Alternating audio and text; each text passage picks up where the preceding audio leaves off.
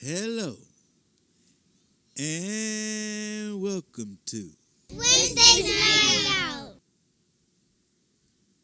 with your host, Joseph, Turnpike Plaza 365 Rec Squad. Today, we will be reading from the book Becoming a Person of Influence by John C. Maxwell and Jim Dornan. Introduction. When you were a child, what did you want to be when you grew up? Did you dream about being a famous actor or singer? How about President of the United States? Maybe you wanted to become an Olympic athlete or one of the wealthiest people in the world. We all have dreams and ambitions. Undoubtedly, you've accomplished some of yours. But no matter how successful you are now, you still have dreams and goals that are waiting to be fulfilled. And our desire is to help you realize the dreams, to help you realize your potential.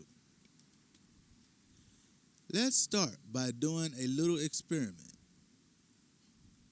Take a look at the following list of people. It's quite a diverse group, but they all have one thing in common. See if you can figure out what it is. John Grisham, George Gallup, Robert E. Lee, Dennis Rodman, Dan Rather, Madonna, Hideo Nomo, Jerry and Patty Beaumont, Rich DeVos, Mother Teresa, Beth Mayers, Pablo Picasso, Adolf Hitler, Tiger Woods, Anthony Bonacorski, Alanis Morissette, Glenn Leatherwood, Bill Clinton, John Wesley, Arnold Schwarzenegger. Influence doesn't come to us instantaneously. It grows by stages. Have you figured it out? What do they have in common? It certainly isn't their professions.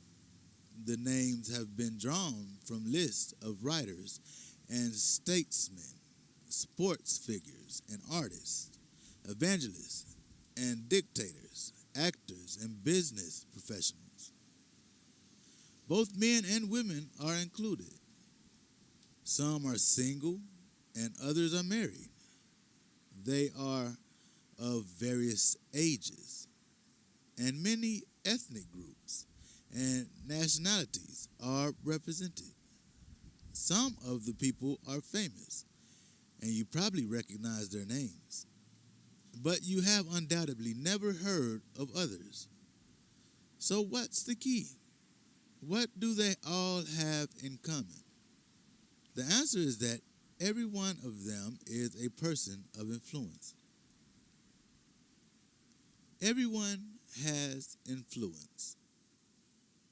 We created this list almost at random, selecting well-known people as well as ones from our lives. You could just as easily do the same thing. We did it to make a point. Everyone is an influencer of other people. It doesn't matter who you are or what your occupation is. A politician, such as the President of the United States, has tremendous influence on hundreds of millions of people, not only in his own country but around the globe. And entertainers such as Madonna and Arnold Schwarzenegger often influence an entire generation of people in one or more cultures. A teacher, such as Glenn Leatherwood, who instructed John and hundreds of others boys in Sunday school, touches the lives of his own students and also indirectly influences all the people those boys grown up to influence. But you don't have to be in a high profile occupation to be a person of influence. In fact, if your life in any way connects with other people, you are an influencer. Everything you do at home, at church, in your job, or on the ball field has an impact on the lives of other people. American poet philosopher Ralph Waldo Emerson said, "Every man is a hero and an oracle to somebody. And to that person, whatever he says has an enhanced value. If your desire is to be successful or to make a positive impact on your world, you need to become a person of influence. Without influence, there is no success. For example, if you're a salesperson wanting to sell more of your product, you need to be able to influence your customers. If you're a manager, your success depends on your ability to influence your employees. If you're a coach, you can build a winning team only by influencing your players. If you're a pastor, your ability to reach people and grow your church depends on your influence with your congregation. If you want to raise a strong, healthy family, you have to be able to influence your children positively. No matter what your goals are in life or what you want to accomplish, you can achieve them faster, you can be more effective, and the contribution you make can be longer lasting if you learn how to become a person of influence. If your life in any way connects with other people, you are an influencer. An amusing story about the impact of influence comes from the administration of President Calvin Coolidge. An overnight guest at the White House was having breakfast with Coolidge one morning, and he wanted to make a good impression on the president. He noticed that Coolidge had been served his coffee, took the coffee cup, poured some of its contents into a deep saucer, and leisurely added a little bit of sugar and cream. Not wanting to breach any rules of etiquette, the visitor followed the commander-in-chief's lead, and he poured some of his coffee into his saucer and added sugar and cream. Then he waited for the president's next move. He was horrified to see him place the saucer on the floor for the cat. No one reported what the visitor did next. Your influence is not equal with all people. Influence is a curious thing. Even though we have an impact on nearly everyone around us, our level of influence is not the same with everyone. To see this principle in action, try ordering around your best friend's dog the next time you visit him.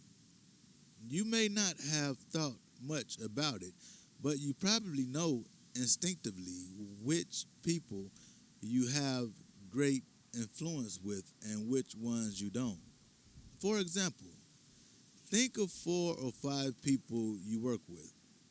When you present an idea to them or make a suggestion, do they all respond in the same way? Of course not. One person may think all your ideas are inspired.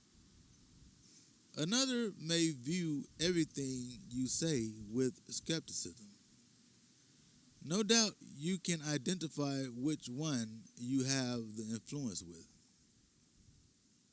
Yet, that same skeptical person may love every single idea presented by your boss or one of your colleagues. That just shows your influence with her may not be as strong as that of someone else. Once you start paying closer attention to people's responses to yourself and others, you'll see that people respond to one another according to their level of influence. And you will quickly recognize how much influence you have with various people in your life. You may even notice that your influence is on many different levels in your household.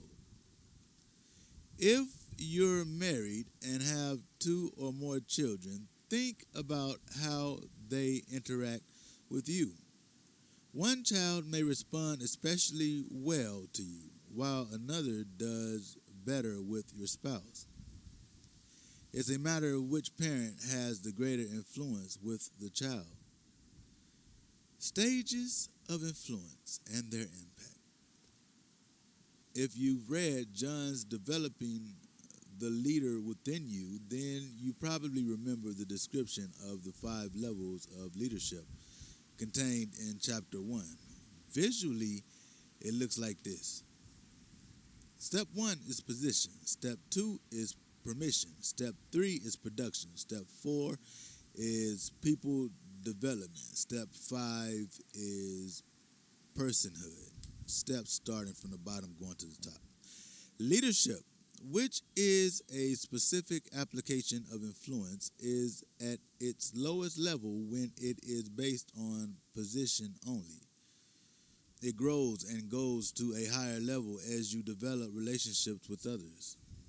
That's when they give you permission to lead beyond the limits of your job description.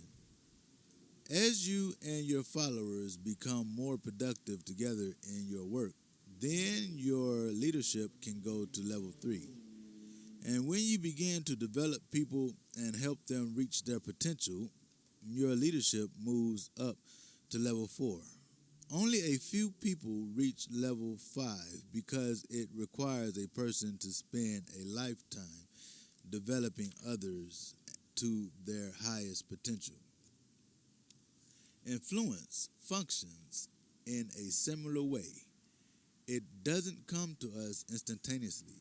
Instead, it grows by stages. Visually, it looks something like this.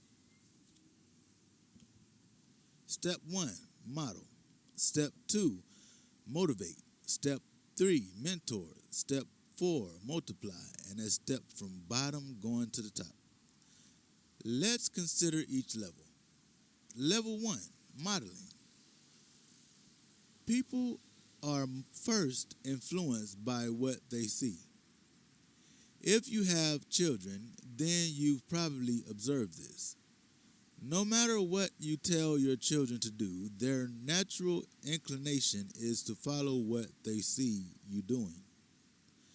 For most people, if they perceive that you are positive and trustworthy and have admirable qualities, then they will seek you as an influencer in their lives.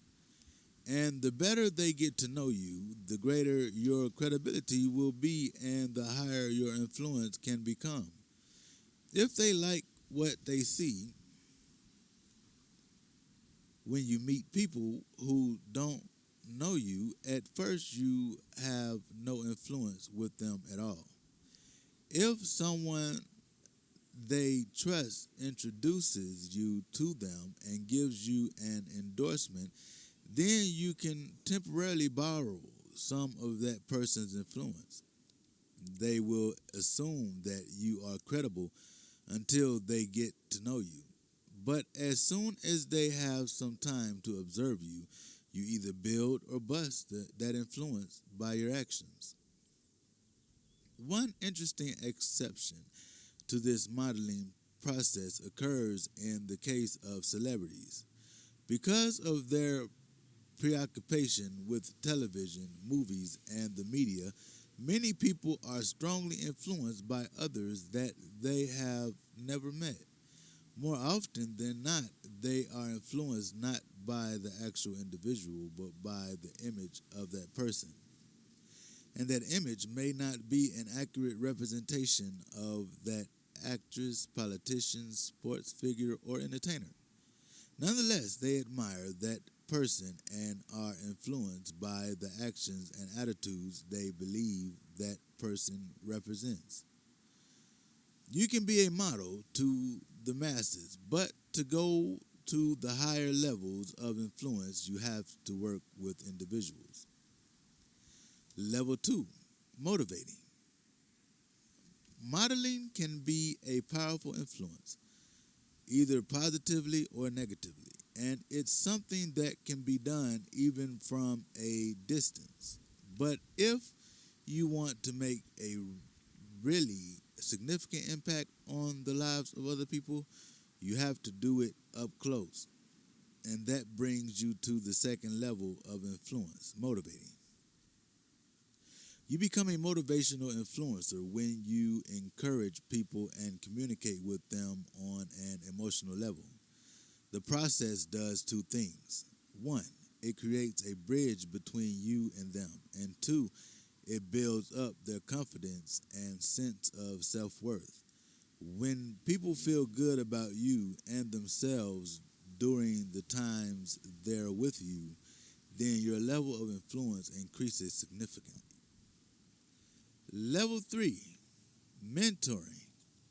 When you reach the motivational level of influence with others, you can start to see a positive impact in their lives. To increase that impact and make it long lasting, you have to move up to the next level of influence, which is mentoring.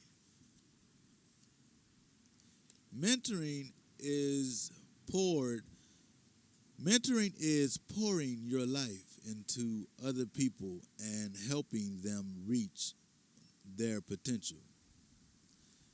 The power of mentoring is so strong that you can actually see the lives of the persons you are influencing change before your eyes. As you give of yourself, helping them overcome obstacles in their lives and showing them how to grow personally and professionally, you help them achieve a whole new level of living. You can truly make a difference in their lives. Level 4, multiplying. The highest level of influence you can have in others' lives is the multiplication level. As a multiplying influencer, you help people you're influencing to become positive influencers in the lives of others and pass on not only what they have received from you, but also what they have learned and gleaned on their own. Few people ever make it to the fourth level of influence, but everyone has the potential to do so. It takes unselfishness, generosity, and commitment. It also takes time. In order to move up a level in influence with people, you have to give them more individual attention. You can be a model to the masses, but to go to the higher levels of influence, you have to work with individuals.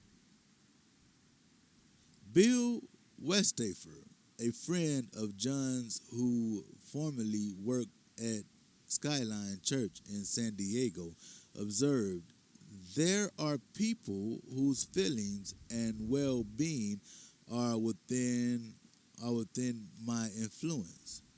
I will never escape that fact. That's a good concept for all of us to remember. If you lead many people or have a high profile position, you have a greater responsibility because of your increased influence.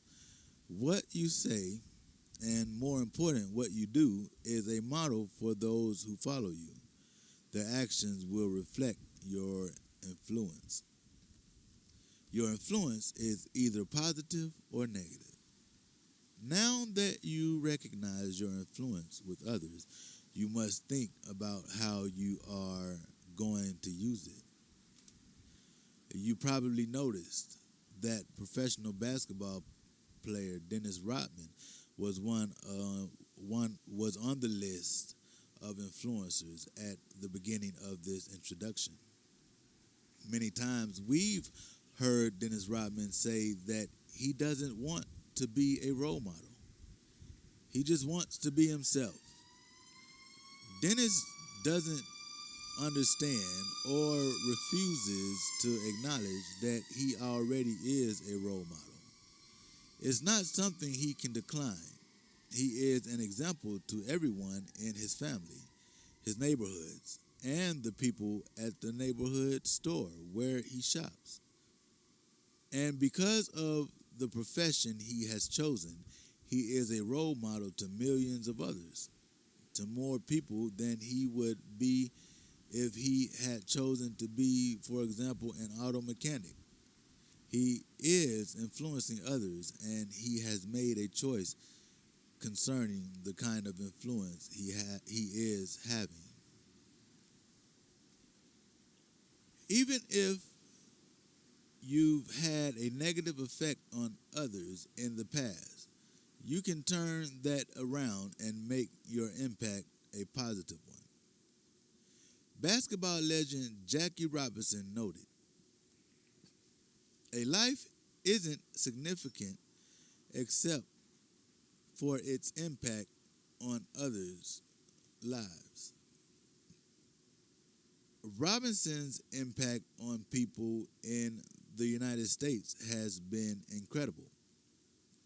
In the mid-1940s, he became the first African American athlete to play Major League Baseball despite prejudice, ridicule, taunts, abuse, and death threats.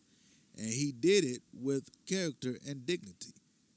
Brad Herzog, author of The Sports 100, has identified Robinson as the most influential person in American sports history.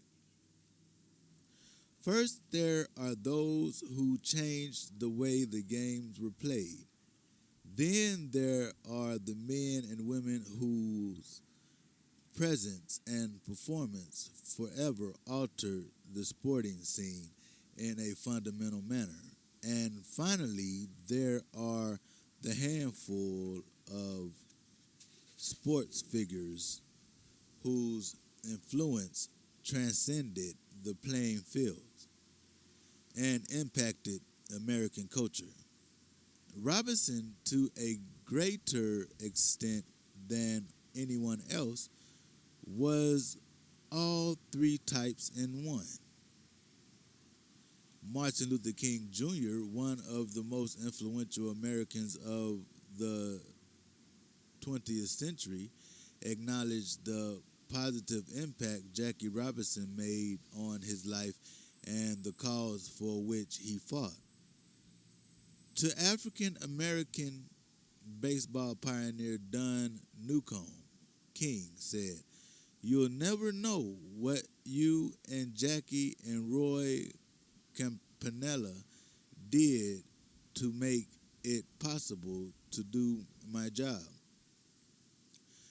Most of the time, we recognize the influence we have on those who are closest to us in our lives, for good or ill. But sometimes we overlook the impact we can have on other people around us. The anonymous author of this poem probably had that in mind when he wrote, "My life shall touch a dozen lives before this day is done. Leave countless marks for good and or ill ere sets the evening sun. This is the wish I always wish, the prayer I always pray. Lord, may my life help others' lives it touches by the way." As you interact with your family, your coworkers, and the clerks at the store today, recognize that your life touches many other lives. Certainly, your influence on your family members is greater than that on the strangers you meet. And if you have a high profile occupation, you influence people you don't know. But even in your ordinary day-to-day interactions with people, you make an impact. You can make the few moments that you interact with a store clerk and a bank teller a miserable experience, or you can get them to smile and make their day. The choice is yours. Positive influencers add value to other people. As you move up to the higher levels of influence and become an active influencer, you can begin to have a positive influence on people and add value to their lives. That's true for any positive influencer. The babysitter who reads to a child encourages him to love books and helps him become a lifelong learner. The teacher who puts his faith, confidence, and love in a little girl helps her to feel valued and good about herself. The boss who delegates to her employees and gives them authority as well as responsibility enlarges their horizons and empowers them to become better workers and people. The parents who know how and when to give their children grace help them to stay open and communicative even during their teenage years. All of these people add lasting value to the lives of other people. We don't know what kind of influence you have on others today as you read this book. Your actions may touch the lives of thousands of people, or you may influence 2 or 3 coworkers and family members. The number of people is not what's most important. The crucial thing to remember is that your level of influence is not static. Even if you've had a negative effect on others in the past, you can turn that around and make your impact a positive one. And if your level of influence has been relatively low up to now, you can increase it and become a person of influence who helps others. In fact, that's what this book is all about. We want to help you become a person of high influence. No matter what stage of life you're in or what you do for a living, you can have an incredibly positive impact on the lives of others. You can add tremendous value to their lives. Who is on the influence list? Everyone could sit down and make and make a list of people who have added value to his or her life. We mentioned that the list at the beginning of this introduction contains the names of some people who have influenced us. Some of the names are big. For example, John considers 18th century evangelist John Wesley to be a significant influencer of his life and career. Wesley was a dynamic leader, preacher, and social critic. During his lifetime, he turned the Christian church in England and America upside down, and his thoughts and teachings continue to influence the way churches function and Christians believe every day, and Christians believe even today. John considers Wesley to be the greatest person to have lived since the Apostle Paul. Other people named on the list are not well known, but that in no way lessens their level of influence. For example, Jerry and Patty Beaumont had a profound impact on the lives of Jim and his wife Nancy. Here's their story. Nancy and I first met Jerry and Patty almost 25 years ago when Nancy and Patty were both pregnant. The Beaumonts were a classy couple, really sharp and confident. We were attracted to them immediately because it seemed that they really had their lives together, and we observed that they were living out their strong spiritual convictions with integrity and consistency. Nancy met Patty one day while they were in the obstetrician's waiting room. They hit it off instantly and began to build a relationship. We had no idea how much their friendship was going to mean to us just a few months later when our lives got turned upside down. Nancy and I think back on those days now as a good time in our lives. Our daughter, Heather, was 5 years old, and we were really enjoying her. We were also just beginning to build our business. It was taking a lot of time and energy to get it going, but it was fun.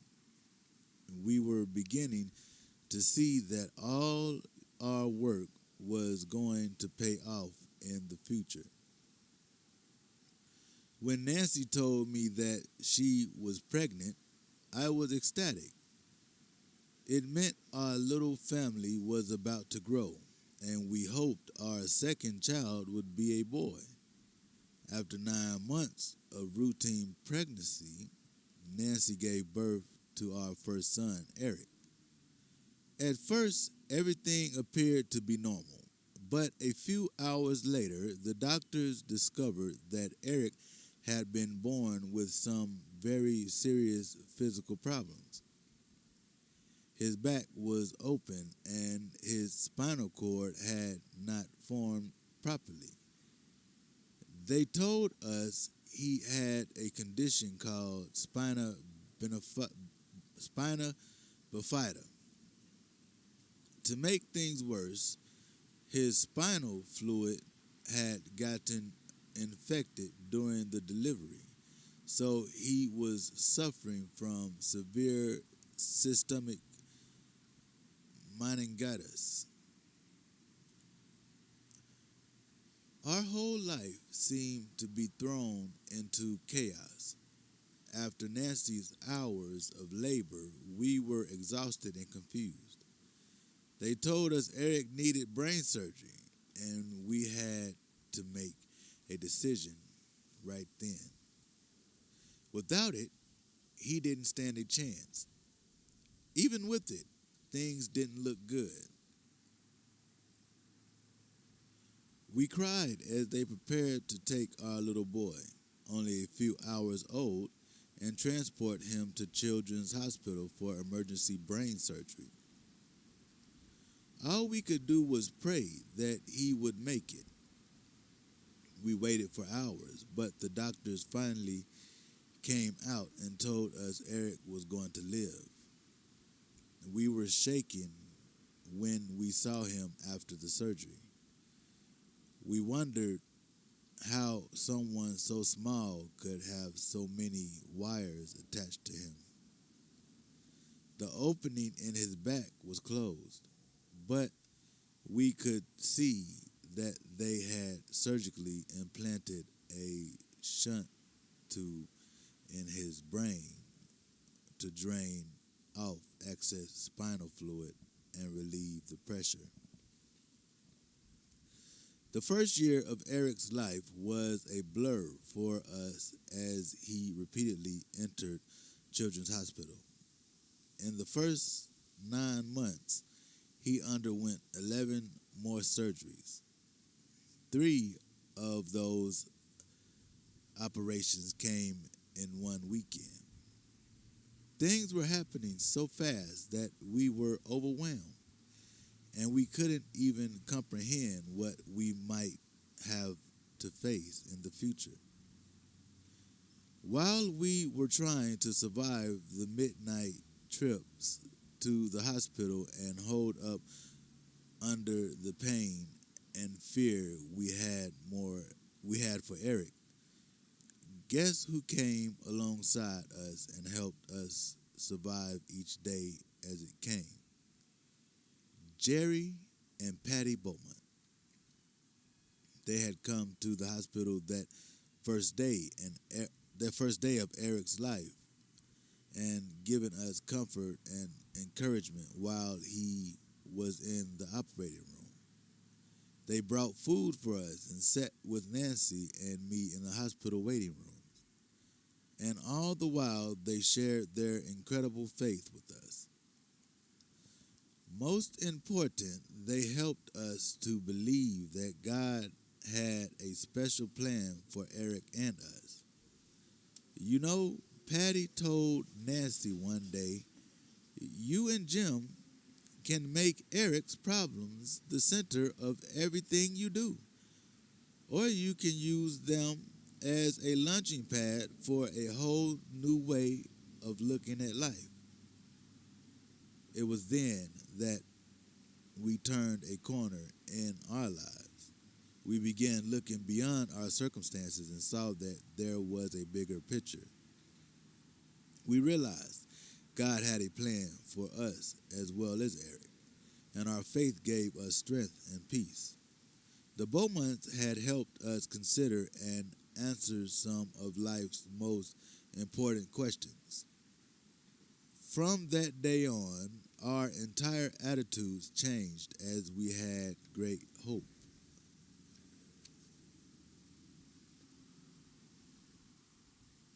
That was more than 2 decades ago. Jim and Nancy lost touch with the Beaumonts, though they have since tried to find them. Now Eric has grown up and gets around pretty well in his electric wheelchair, despite having experienced a stroke during one of his surgeries. He is a constant source of joy, inspiration, and humor for the Dornan family. And though their contact with Jerry and Patty Beaumont lasted only about a year, Jim and Nancy recognized the tremendous value they added to them and still consider them to be 2 of the greatest influencers in their lives. Today, Jim and Nancy are people of influence. Their business has expanded into more than 26 countries around the world, from Eastern Europe to the Pacific, from Brazil and Argentina to mainland China. Through seminars, tapes, and videos, they impact hundreds of thousands of individuals and families each year. And their business continues to grow. But more important to them, they are sharing their strong values and faith with the people they influence. They are doing all they can to add value to the life of everyone they touch. Recently, John was talking to Larry Dobbs. He is the president and publisher of the Dobbs Publishing Group, which produces magazines such as Mustang Monthly, Corvette Fever, and Muscle Car Review. They talked about the subject of influence, and Larry shared a little bit of his story. John, my daddy, was a sharecropper, so he never had much. When he died, the only money he left me was $1. But he gave me so much more than that. He passed on his values to me. Then Larry said something very insightful.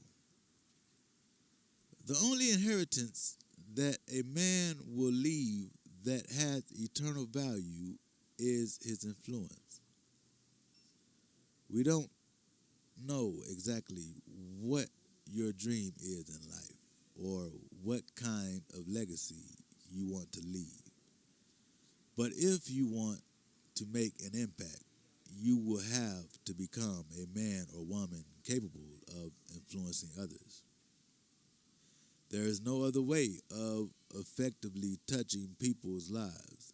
And if you become a person of influence, then maybe someday, when other people write down the names of those who made a difference in their lives, your name just might be on the list. Becoming a person of influence. John C. Maxwell, Jim Dornan. Turnpike Plaza 365, Rec Squad.